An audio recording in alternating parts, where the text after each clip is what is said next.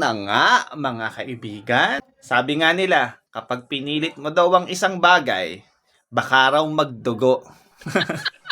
Kagaya ng ilang mga grupong ito na patuloy na pinipilit ang impeachment complaint laban kay Vice President Sara Duterte.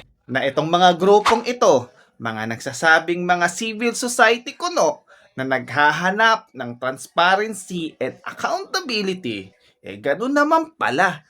Bakit hindi nyo questionin yung 100 billion of peso, trillion of peso na pinag-uusapan natin, flood control pa lang at marami pang korupsyon na nangyayari sa administrasyong ito. Bakit wala kayong say? Bakit wala kayong sinasabi? Alam nyo, yung mga pinagagawa ninyo, walang kwenta na yan. Dahil nga hindi na naniniwala ang mga tao sa inyo. Dahil puro kayo kasi nungalingan. Puro kayo mga propaganda.